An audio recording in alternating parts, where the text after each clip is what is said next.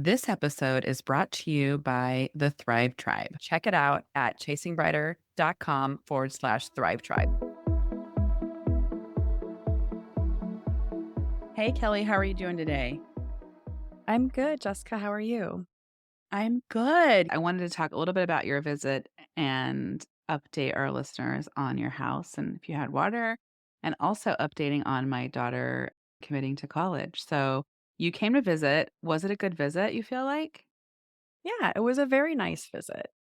It felt short.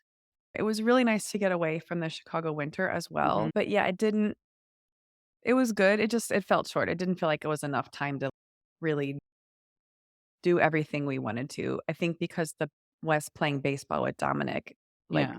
took over a lot of the things, which was fine. And Wes had an absolutely wonderful time. He absolutely loved playing baseball with Dominic and the team and really had fun even up until he's sustained brain damage from the Yes. concussion, Yeah. but which I think he's fine now, but he There's still had still headaches for a couple Dominic had a days. tournament this last weekend, and we were still talking about Wes, and other people were talking. It was just cool that this team right now is such a great supportive group, and the one where the wives and girlfriends, I said were the wags.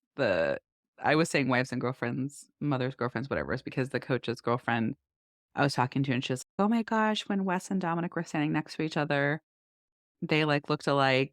We just talked about genetics and stuff, and no, I thought it was cool. I thought he really contributed to the team, and it just shows how one player can make a big difference. And we were able to finally go. I've not been to Area 15 and Omega Mart in Las Vegas, and that was really cool and fun Yeah. to be able to do that. And I think it does show that it's a good trip, right? When you're sad to leave, right? Versus it being Yes. too long. But Yeah. your house was fine and the water was fine and everything was fine.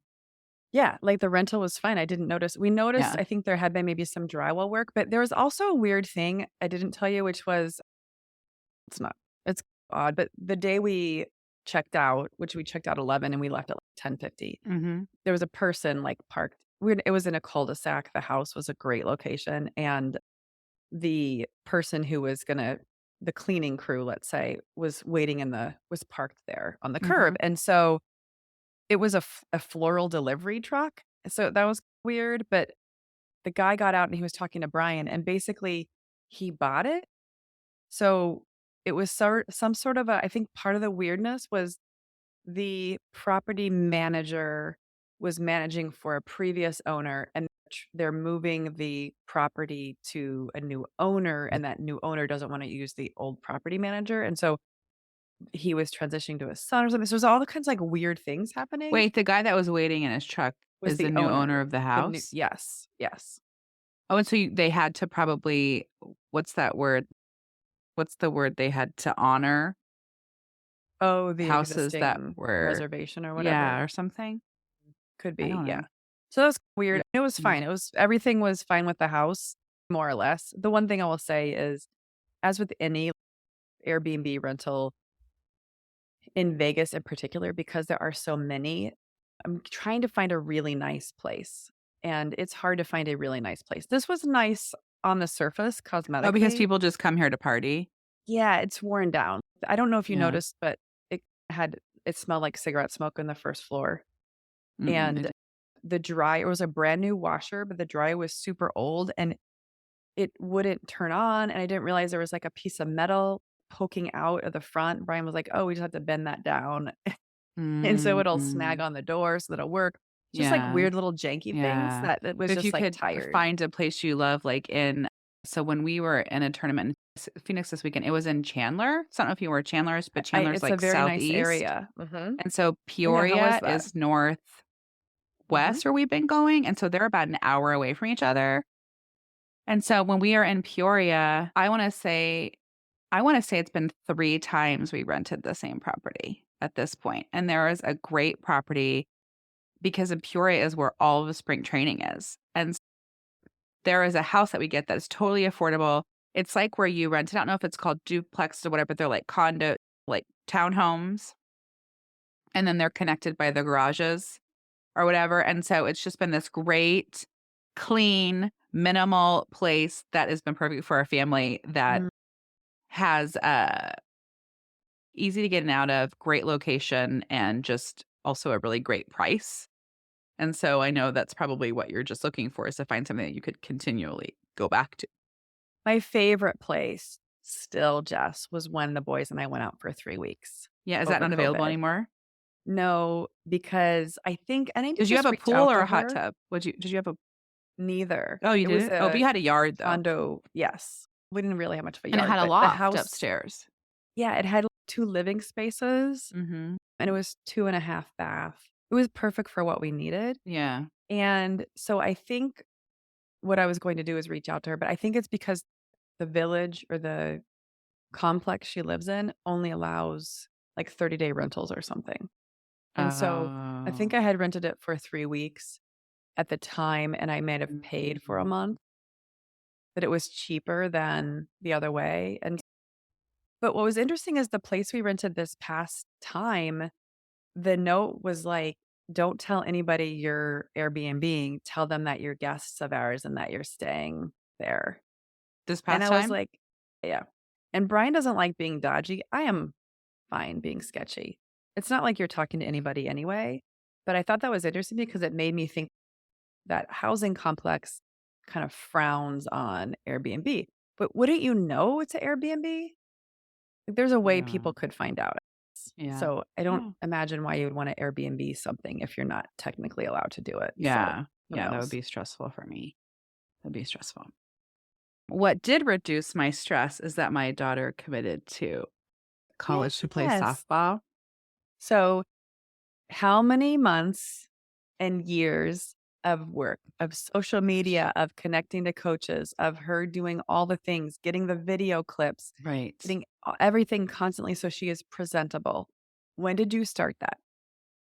So, her batting coach is amazing and has 2 of his 3 children. He has a 3rd child that's adulting in the world, but his 2 younger children were committed to play in college. And he himself, I believe, played in the major leagues, and so, anyway, he was critical, and he guided us in every way, and he said, "Your freshman year, create a list of 100 colleges, and then start emailing them." And he said, "You have to have Instagram." And so we started her Instagram the summer before her freshman year, and we consistently put highlights and her whole entire freshman year, did videos, reels, whatever, and we joined what's called field level her freshman year. And then after her freshman year, we joined a team that is an 18U team that is exclusively a showcase team that plays in front of collegiate coaches. And so that coach was really helpful in guiding us. And she said they had to send out 30 emails a month. And so toward the end of her, I would say the freshman year, we started emailing the coaches. And so the first emails to all the coaches were like, why she liked the program, why she wanted to go there. And then she has been emailing colleges probably twice a month for almost 2 years. Wow. And When you say the emailing colleges twice a month, Mhm. she's emailing a group of them No, every we're time or sending out at the one point same email to the same 75 college? emails, separate individual emails, and you have to say, "Hey, Coach Jones, I saw that you guys won this weekend. That's awesome. Way to go, Ravens. I wanted to send you highlights from my game." So that okay, so congratulations to Gabby. I'm super excited for her and Yes. congratulations to you. It's always one of those where you see the memes about it's my child's birthday. It's also my parent anniversary. Yes. It's like that, but What about me? No. yeah. So what in hindsight, that's a lot of work. And what did you learn? What would you do differently or what will you even do differently I next time? wouldn't do anything differently because it all worked out the way that we wanted to. So, this center college in Kentucky, where she is going to be going, she had been emailing over a year and we had not heard from them at all. And they were D3 and could talk to her. And then all of a sudden, they started following her field level profiles. We're like, okay. And we always emailed you. Then you always email your tournament schedule, the fields you're going to be on. So in the summer, it's easier to send emails. The spring is the hardest because you don't have as much content because you're playing high school ball. So you have to show their weightlifting workouts, show anything that you can. Would go to her practices and record like a weirdo. And then there was a big tournament in Vegas, City of Lights, and they're like, "We're gonna be there," and they ended up, like, coaching, and they saw her, like, they told her, "We're gonna be there," and then they talked to her and like, "Oh my gosh, take my card, we wanna schedule," like, after seeing her and then watching her play and working with her, then they were like, "Okay, we wanna, schedule a talk with you," and then they scheduled a talk with her, they wanted to be texted, so she'd be texting her videos and texting everything that was happening with her. Mhm. They wanna Mhm. see your transcripts, they wanna see your grades, they wanna see any updates, anything that's going on, the colleges want to see all that, and then they offered her an official visit. So depending on the division, in Division 1, you get 5 official visits, D2, D3, there's not as many, I don't know if the rules are different, NAIA, the rules are Okay. different. So she went to official visit overnight. So to me, if you talk to the coaches, they're, "Oh, we saw you at," they are saying, "We saw Mhm. you at City of Lights." But it was like, "We emailed you."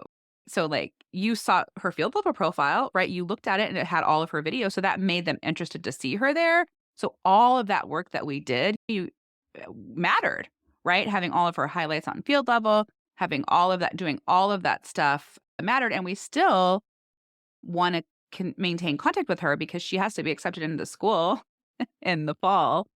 It's just a verbal commitment. And Yeah. they can't officially sign until November of their senior year for any division. Okay. Okay.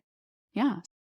So I'm really happy with it. And I think, yeah, because it's like I was trying to, by her junior year, we were cutting down a lot of schools. So we got it down to like a list of 25 Okay. that we were emailing. So it was a pretty big list for a year, like 15 months. And it was a lot of work because we worked really hard to make every single email personal, of Okay. looking at what the school was doing, what was happening. And the reason that we did was because coaches leave at any minute.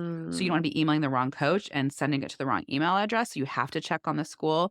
Also, there was a player who died of a brain tumor.